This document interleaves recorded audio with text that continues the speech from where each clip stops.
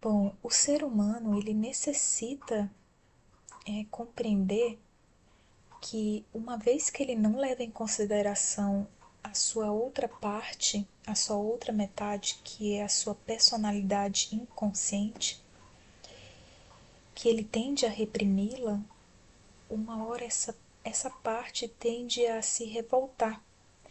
E ela aparece na vida do ser humano sob diversos disfarces, segundo Jung. E às vezes se apresenta através de sintomas, às vezes em formas até depressivas, porque o ser humano ele não compreende esse seu lado interior inconsciente que também quer se manifestar. Então, o ser humano ele necessita que as tendências do inconsciente elas sejam integradas ao seu consciente, que sejam trazidas para a luminosidade.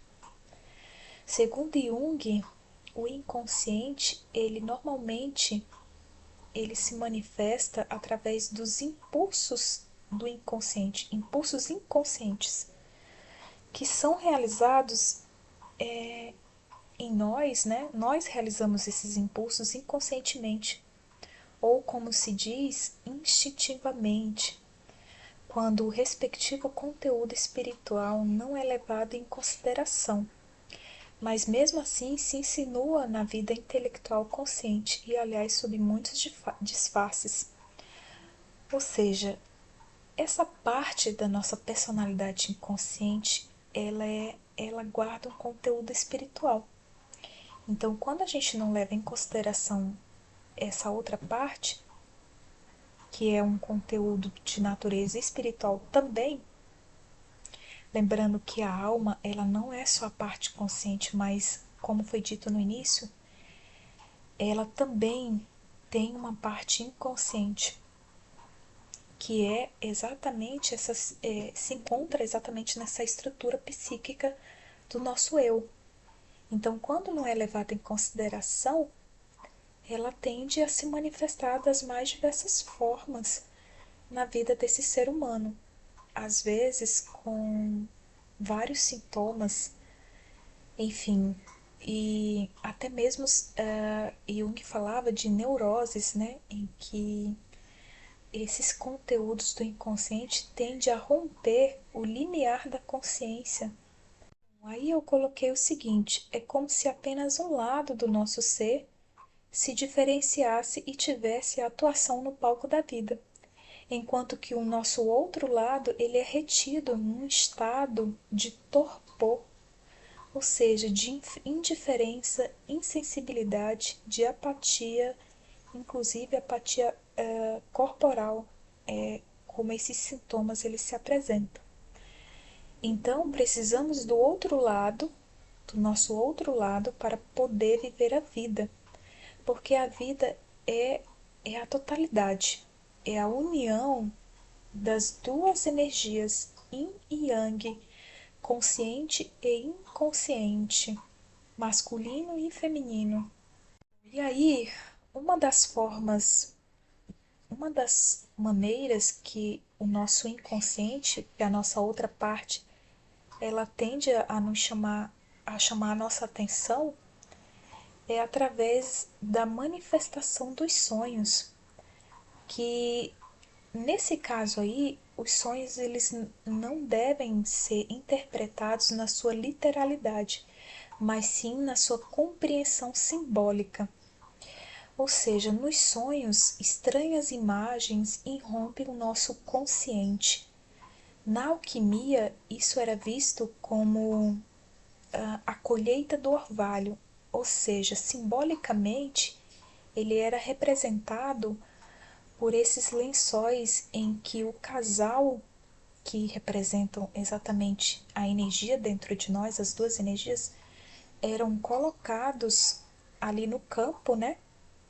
E à noite ou na madrugada, pela manhã também, acontecia a colheita desse orvalho, ou seja, a colheita desses conteúdos psíquicos que são simbolicamente representados pelos sonhos, porque quando nós dormimos, o nosso consciente ele não está fazendo pressão para empurrar esses conteúdos da nossa personalidade inconsciente para o subconsciente.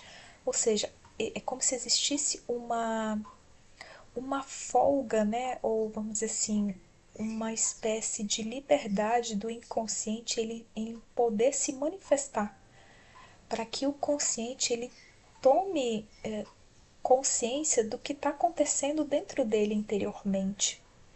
Aí na alquimia, essa colheita do orvalho, que é exatamente os conteúdos do inconsciente, lembrando que os sonhos, ele é apenas uma das maneiras em que o consciente ele pode ter acesso ao inconsciente, ou seja, nós podemos ter acesso à nossa outra parte do nosso eu, é apenas uma das maneiras, existem outras maneiras. Bom, os sonhos, essa colheita do orvalho, ela seria utilizada como parte na preparação alquímica que culminaria na produção do mercúrio filosofal ou da pedra filosofal.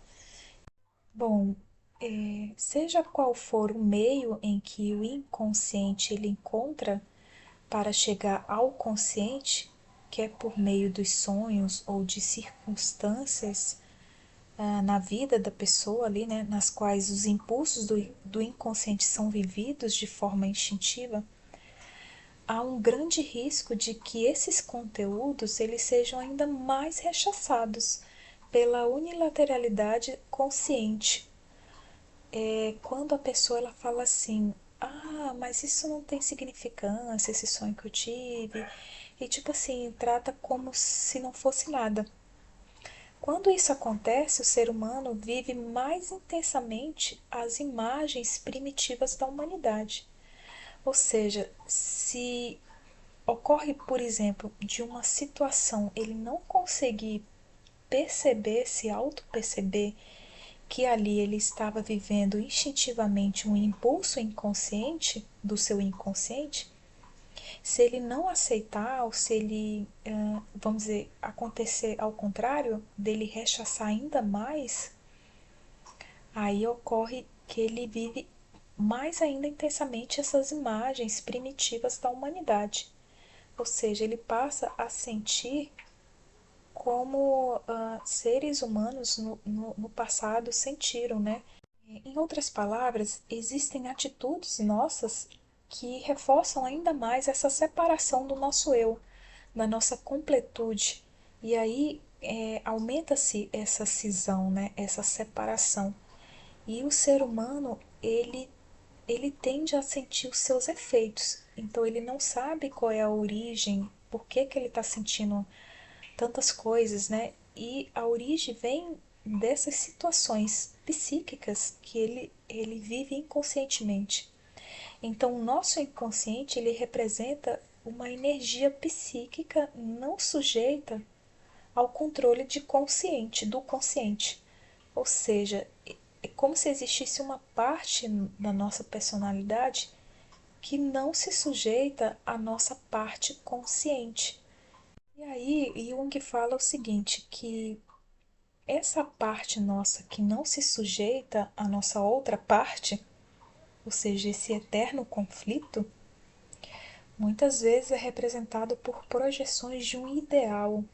Muitas vezes essa imagem de um ideal acaba constelando um arquétipo do inconsciente coletivo, ao invés da real, ou seja, geralmente esse real ele significa o próprio ser humano agindo no mundo.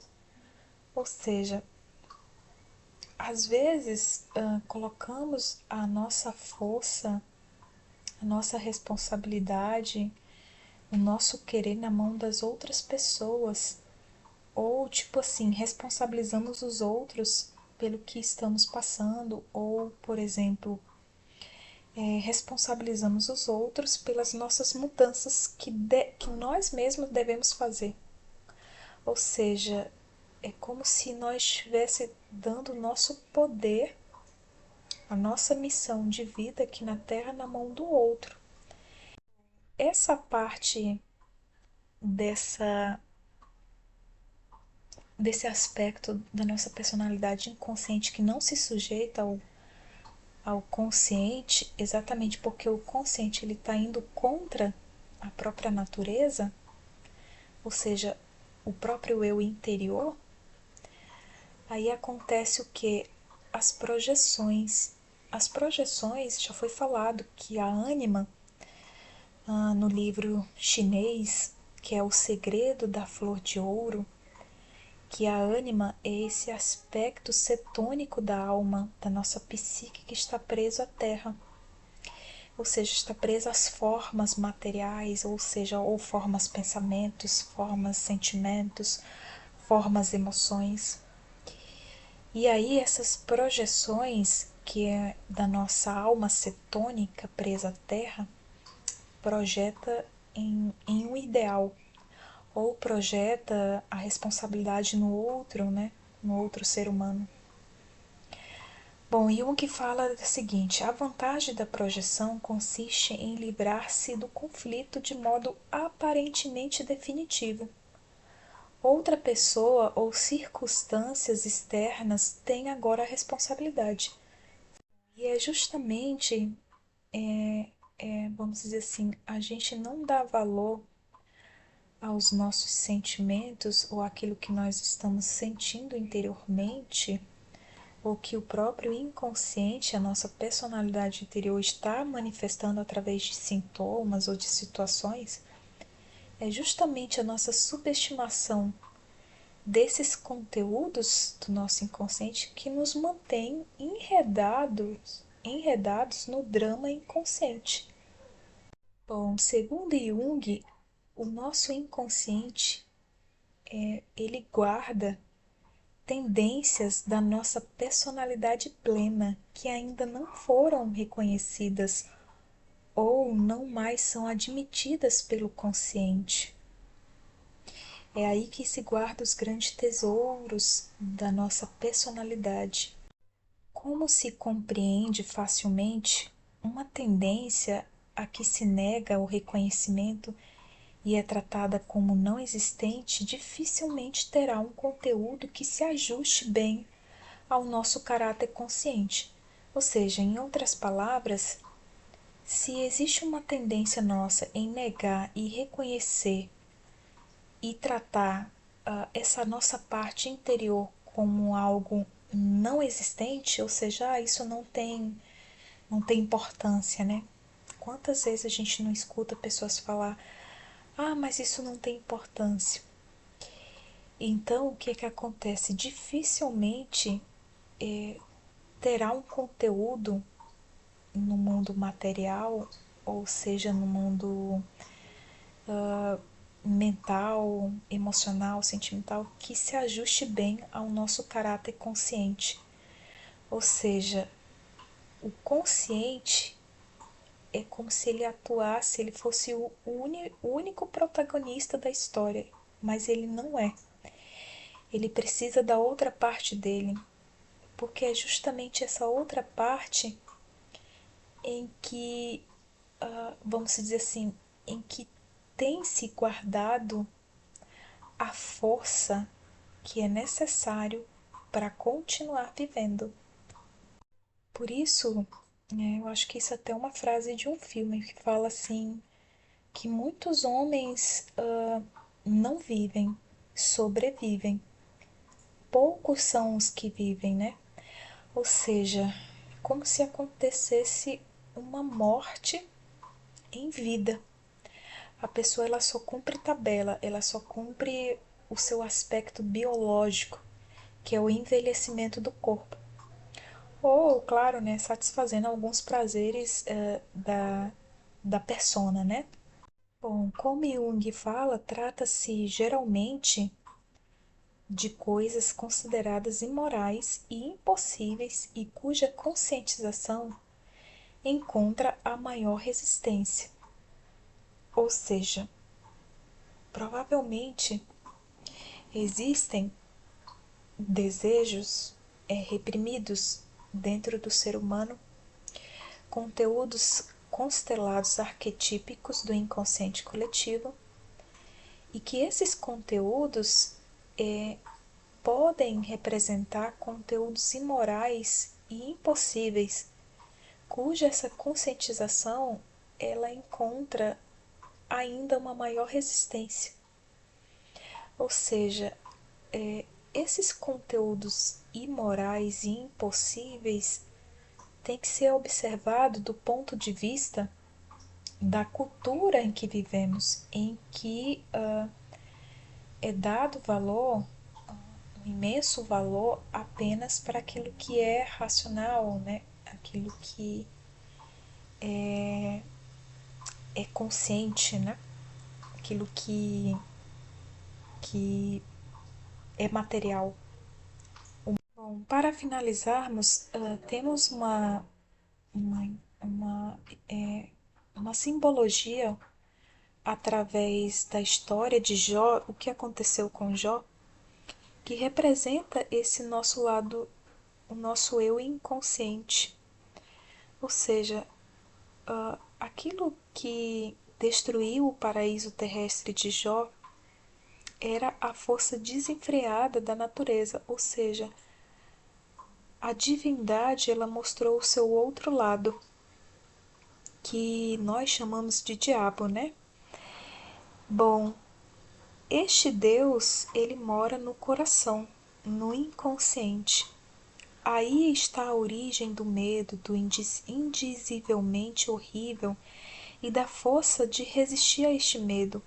Mas o homem, isto é, seu eu inconsciente, é como um joguete, uma pluma levada por muitos ventos em muitas direções, ora vítima, ora carrasco, e não pode impedir a ambos. Ou seja, quando inconsciente, essa força ela se manifesta de forma destruidora, é como se ali ela manifestasse ali todo esse aspecto do medo que foi reprimido, né? Que ela representasse toda a força de resistir a este medo, né? Desse outro lado. Porque nós temos um medo dessa outra parte da nossa personalidade. Primeiramente, porque não é consciente, porque não conhecemos. E segundo Jung, só conhecemos indiretamente, através dos conteúdos que emergem do subconsciente, através dos instintos, através dos sonhos, enfim. Bom, essa história de Jó também representa a força desenfreada da natureza que habita em nós, ou seja, a divindade em nós mostra sua outra face. A alma humana, ela abriga o bem e o mal levados aos extremos. Existe uma descrença, segundo Jung, né? Uma descrença na brutalidade da natureza humana. É como se a nossa alma ela derivasse de experiências humanas vividas desde os primórdios dos tempos. Ou seja, a nossa alma ela tem como herança todos os horrores da humanidade, mas também tem como herança todos os aspectos luminosos da humanidade. Então, é necessário resgatar esses aspectos luminosos. Bom, essa realidade não consciente em nós, representado por imagens primordiais que são os arquétipos. Os arquétipos, como já foi falado, não se trata em hipótese alguma de ideias herdadas, mas de uma predisposição funcional para produzir ideias iguais ou semelhantes. Ou seja, o ser humano ele tem uma predisposição funcional para agir igual ou semelhante a povos que agiram outrora no passado. Ou seja, isso vale para os horrores da humanidade, como vale para os aspectos luminosos. Bom, e aí o filho de sua mãe, ou seja, parte consciente que a gente tem, que é uma parte muito pequena da psique, né? comparado ao grande extenso mar que é o inconsciente. Então, o filho de sua mãe, enquanto apenas ser humano, morre cedo, porque ele entra nos padrões do inconsciente coletivo e vive uma vida cumprindo o seu estado, por assim dizer, biológico, né? O nascer, o crescer e o morrer. Em muitos mitos, o herói ele não morre, mas em compensação precisa vencer o dragão da morte, ou seja, precisa vencer o sono do inconsciente, desses padrões do inconsciente coletivo. Na experiência interior direta do ser humano, a mãe ela corresponde ao inconsciente coletivo, o filho o consciente que se julga livre, mas que sempre de novo fica à mercê do sono do inconsciente. Ou seja, é aquilo que já foi falado sobre essa parte da nossa personalidade, que é o consciente, se julgar o único dono da casa, né? O único senhor. E Jung até falava que acabamos descobrindo que não somos o único senhor da nossa casa, ou seja, que existe a nossa outra parte, né? O nosso inconsciente, que também é dono. Bom, no sacrifício de Mitra, a renúncia à instintividade já não ocorre na forma arcaica da subjugação da mãe, mas através da renúncia à instintividade própria. No mito ou no sacrifício de Mitra, a renúncia à instintividade, o eu inconsciente, já não ocorre na forma arcaica da subjugação da mãe, ou seja, empurrar cada vez a nossa outra parte para o submundo, né, para o subconsciente, mas através da renúncia à instintividade própria. Ou seja, o ser humano ele resgata essa parte do eu inconsciente, traz para a superfície e ali ele pode ver, ele pode dominar a sua própria instintividade, em vez de empurrar ela para o submundo cada vez mais profundo, né? Então, pessoal, era isso. A alma ela tá em busca da expressão de sua totalidade. A questão é que essa totalidade, ela se encontra, uma parte dela se encontra nesse submundo, nesse inconsciente. E às vezes, ou quase sempre, é preciso, vamos dizer assim, acessar várias camadas do inconsciente até chegar na energia pura ou na sua forma mais pura, que é onde se encontra essa parte da totalidade. Em alguns mitos ou em alguns livros também fala que essa totalidade ela se encontra num estado de repouso.